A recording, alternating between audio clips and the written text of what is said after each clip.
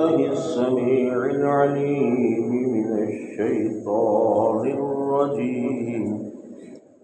بسم الله الرحمن الرحيم. إن الساعة لآتية لا ريب فيها ولكن أكثر الناس لا يؤمنون. صدق الله العظيم وصدق رسوله النبي الكريم. نحن على ذلك من الشاهدين وشاكرين والحمد لله رب العالمين. اما بعد، اللہ تبارک و تعالیٰ کی حمد و ثنا کے بعد آقا نامدار فخر موجودات سید الکونین سید الثقلین والی بطحاء امام الانبیاء سید المرسلین و خاتم النبیین حضرت محمد مصطفیٰ احمد مجتبی صلی اللہ علیہ وآلہ وسلم کی ذات اقدس پر کروڑوں درود و سلام. حاضرین و سامعین، بزرگواران و برادران اور انتہائی قابل احترام اور بہنوں، جو آیت مبارکہ تلاوت کی ہے اس کا مختصر معنی و مفہوم کہ بے شک قیامت آئے گی، اس میں کسی قسم کا کوئی شک نہیں، لیکن اکثر لوگ ایمان نہیں لانے والے، یعنی انہیں یقین نہیں.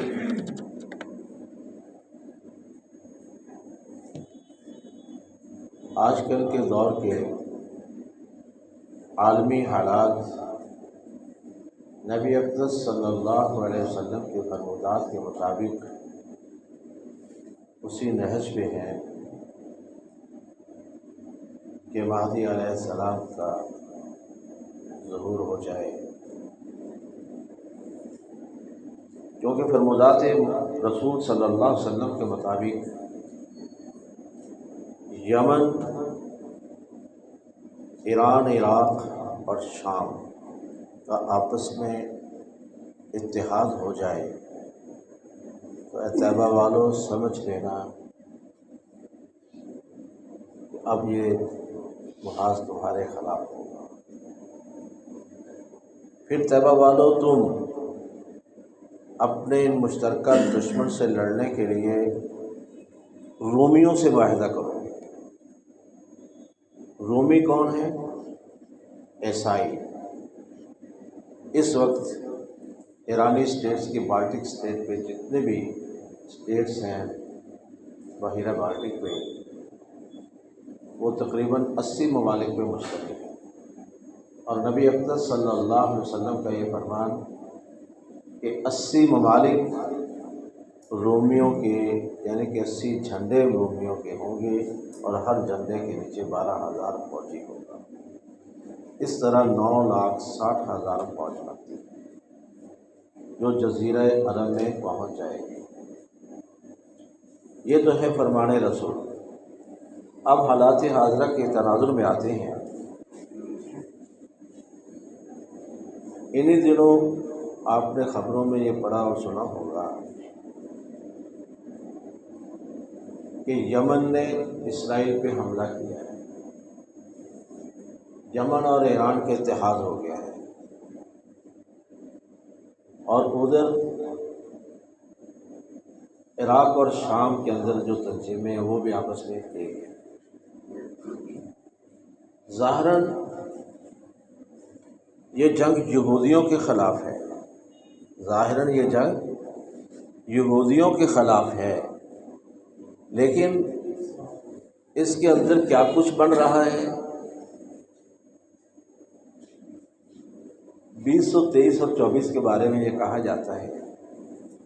کہ کچھ ترک کا معاہدہ تھا خلافت عثمانیہ کا، جو انگریز نے کیا تھا 100 سال کا معاہدہ، وہ بھی ختم ہو گیا. اب ترک کا یہ خیال ہے کہ شاید سعودیہ جو ہے اس پر بھی میری حکومت قائم ہو جائے گی. ترک بھی ان کا ساتھ دے رہا ہے۔ اب جب سعودیہ کو یہ خطرہ لاحق ہوا تو یقیناً فرمان رسول پورا ہوگا کہ وہ اپنے بچاؤ کے لیے ان سے لڑنے کے لیے عیسائیوں کو بلائے گا اور عیسائیوں سے معاہدہ کرے گا۔ نبی صلی اللہ علیہ وسلم کا فرمان ہے کہ یہ عیسائی 80 جھنڈوں پر مشتمل جب آئیں گے تو یہ پورے جزیرہ عرب میں پھیل جائیں گے، مقام صلاح یعنی کہ خیبر تک، اور پھر تمہارا ایک حکمران فوت ہو جائے گا اور پھر اس کی وفات کے بعد تم مہدی کا انتخاب کرو۔ اب یہ سلسلہ کب تک جاری رہتا ہے؟ تجزیہ نگاروں کے مطابق تجزیہ نگار سورۃ بنی اسرائیل کو لیتے ہیں اور سورۃ الکہف کو لیتے ہیں۔ وہ کہتے ہیں کہ روایات کے مطابق اسرائیل کے قائم ہونے پر بیت المقدس میں یہودی آبادی کے عروج تک، عروج سے لے کر 50 سال تک مہدی کا آنا ضروری ہوگا۔ اگر اسرائیل کو دیکھا جائے تو 1947 میں قائم ہوا 73 سال، لیکن UN میں بحیثیت ملک اس کو جھنڈا الاٹ ہوا تو وہ 1973 میں الاٹ ہوا۔ اس طرح پوری دنیا پر بحیثیت ایک اسٹیٹ جو مانا گیا، تسلیم کیا گیا، وہ 1973 بنتا ہے۔ 1973 کے بعد 50 سال 2023 بنتا ہے۔ وہ تو کہتے ہیں کہ 2023 اور 24 تک تو ممکن ہے کہ امام مہدی تشریف لے آئیں، لیکن سورۃ بنی اسرائیل میں اللہ تبارک و تعالیٰ نے مسجد حرام سے لے کر مسجد اقصیٰ تک کا ذکر کیا ہے۔ گو یہ سفر اسرا تھا، نبی اقدس صلی اللہ علیہ وسلم کے زمینی سفر تھا، لیکن ماہرین یہ کہتے ہیں کہ یہ گو زمینی سفر تھا تو یہ زمینی سفر سورہ نجم میں بھی شامل کیا جا سکتا تھا، جس میں معراج کیا، مسجد اقصیٰ سے سدرۃ المنتہیٰ کا ذکر ہے، لیکن وہاں پہ اس کو شامل نہیں کیا۔ صرف ایک ہی آیت کا اظہار کیا، سبحان الذی اسری بعبدہ لیلا من المسجد الحرام الی المسجد الاقصی الذی بارکنا حولہ لنریہ من آیاتنا۔ اب یہ صرف ایک آیت ہے، اس کے بعد ٹاپک جو ہے وہ چینج ہو جاتا ہے، جبکہ سدرۃ المنتہیٰ کا ذکر اور قاب قوسین کا ذکر یہ آتا ہے سورۃ نجم کے اندر۔ وہ کہتے ہیں کہ یہاں پہ 15ویں سپارے میں سورۃ بنی اسرائیل کا لفظ لے کر یہ کہنا کہ مسجد حرام اور مسجد اقصیٰ کا ذکر کرنا، اس میں کوئی حکمت ہے، کوئی راز ہے۔ انہوں نے راز جو بیان کیا اس کے مطابق وہ کہتے ہیں کہ 15ویں صدی، 15 سپارہ ادھر 15ویں صدی 1401 سے شروع ہوئی، پورے 1400 کے بعد 15ویں صدی۔ اب 15ویں صدی 45 سال ہو گئے، آج 1445 ہے۔ 15ویں صدی کو 1445 ہو چکا ہے، اور سورۃ بنی اسرائیل، لفظ بنی اسرائیل، اور یہ سورت 15ویں سپارے کے آغاز میں شروع ہوئی اور نصف تک جاتی ہے، نصف تک جاتی ہے۔ تو اس طرح 1450 تک بنی اسرائیل کا عروج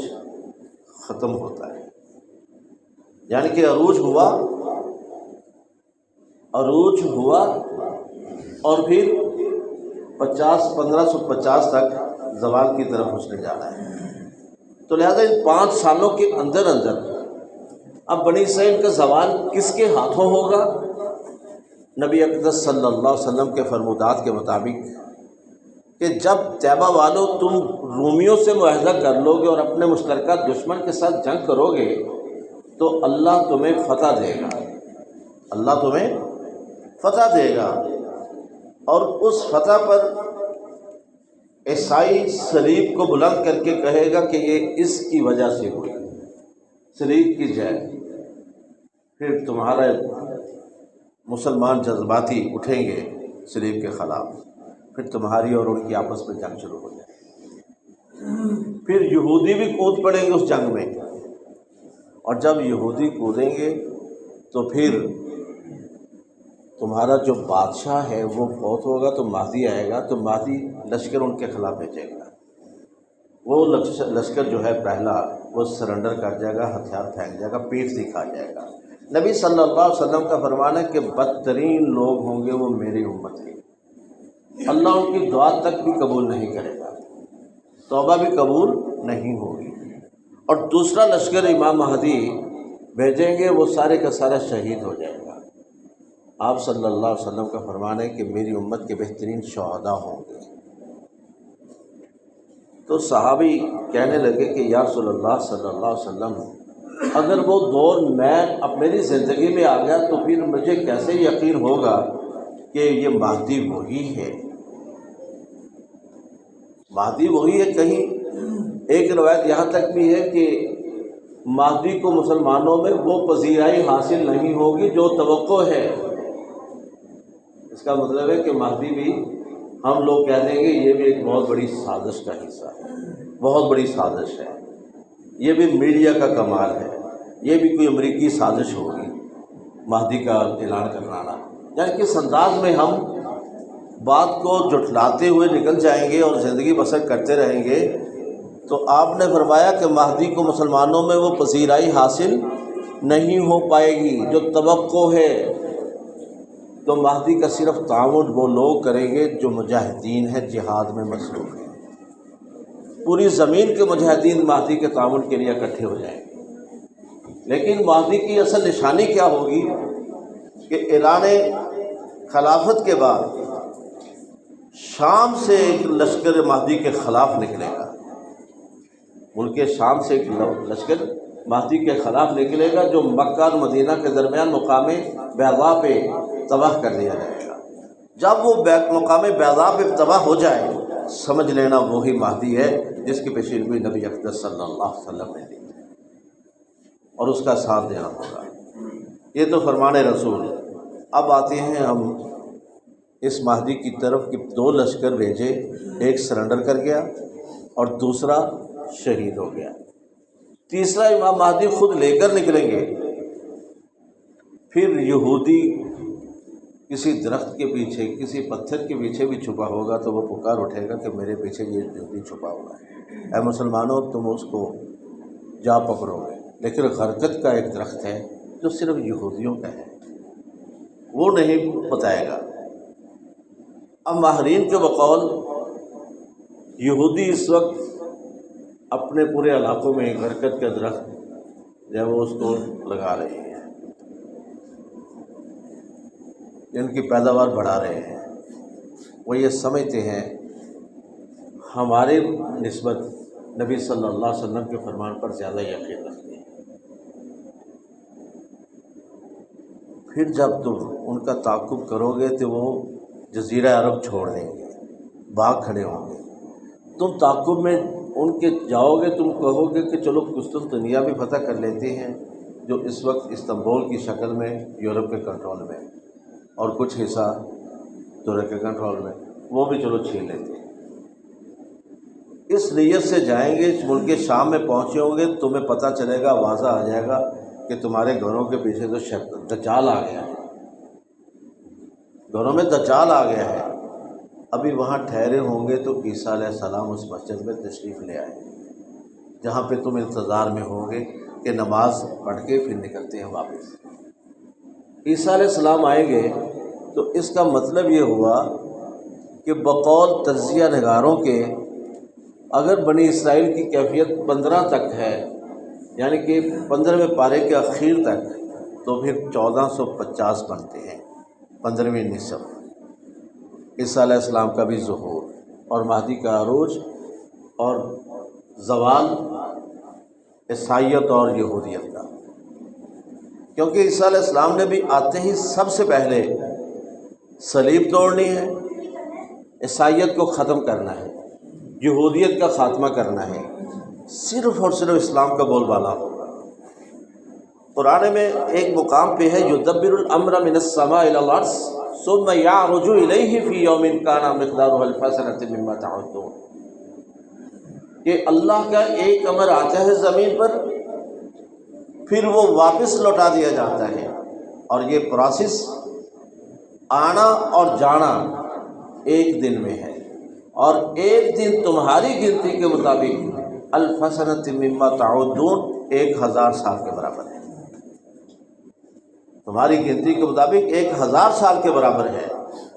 تو 500 سال کا آنا، 500 سال کا جانا، اور نبی صلی اللہ علیہ وسلم سے لے کر آج تک اسلام کا عروج و زوال دیکھتے چلے جائیں، تجزیہ کریں کہاں پہ عروج ہے، کتنے سال عروج رہا اور کتنے سال زوال، اور پھر اب کس کی طرف جا رہے ہیں۔ 5 سال کے اس دورانیہ میں جنگوں کا ہونا جو اس وقت جاری ہو چکی ہے، اور کل کی بات ہے کہ حوثیوں نے جب یمنیوں نے میزائل پھینکے اسرائیل پر، اس وقت سعودیہ نے فوراً امریکہ سے رابطہ کیا کہ دفاعی معاہدہ جو ہمارا ہوا تھا کسی دور میں، تو اس کے بارے میں کیا خیال ہے، وہ تیار ہے۔ نبی صلی اللہ علیہ وسلم کا فرمایا اے طیبہ والو تم رومیوں سے معاہدہ کرو گے۔ اب یہ رومی عیسائی یہی ہیں جو اس نے آواز دے دی اس کو، تو اب اگر فوجیں آتی ہیں تو یقیناً بالٹک اسٹیٹ کی 80 فوجیں 80 جھنڈوں پہ مشتمل آئیں گی، تو پھر جنگ تو یہ وہی ہے جس کی پیشن گوئی نبی صلی اللہ علیہ وسلم نے 14 سال پہلے کروا دی، اور تجزیہ نگاروں کے مطابق 15ویں صدی کا نصف جو ہو گیا وہ 500 سال سمجھ لیں، 1450 تو آج 1445 ہے، ان کے بقول ان 5 سالوں کے اندر ہی سارا کچھ ہوگا۔ تو اللہ تبارک و تعالیٰ کا فرمان ہے کہ اے مسلمانوں تم کس انتظار میں ہو، کیا اللہ خود آئے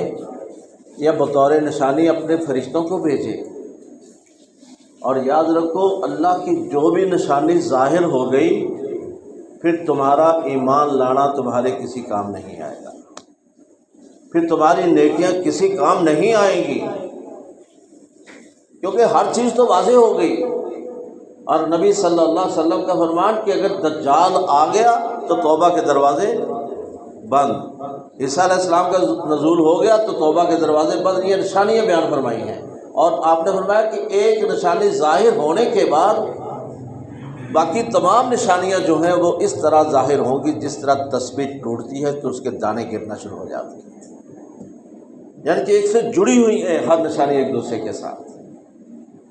تو لہذا ہمیں ہر صورت تیاری کرنا ہوگی کس چیز کی؟ اللہ کو خوش کرنے کی، اپنی زندگی کی شفافیت کے لیے کوشش کرنا ہوگی کہ الہی جو گناہ ہو گئے آئندہ نہیں کروں گا۔ اور پھر اللہ کا وعدہ ہے کہ اللہ عمرو بن عاص رضی اللہ تعالی عنہ نبی صلی اللہ علیہ وسلم کے پاس حاضر ہوئے ایمان کی نیت سے، ایمان لانے کے لیے، تو ہاتھ بڑھایا اور پھر واپس کر لیا۔ آپ نے کہا خیریت تو ہے عمر؟ کہنے لگے یا رسول اللہ صلی اللہ علیہ وسلم پہلے یہ بتائیے میں آج ایمان لے آؤں تو پچھلے گناہوں کا کیا بنے گا؟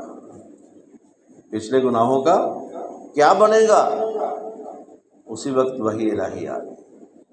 الا من تاب آمن وعمل عملا صالحا، جو شخص توبہ کر لے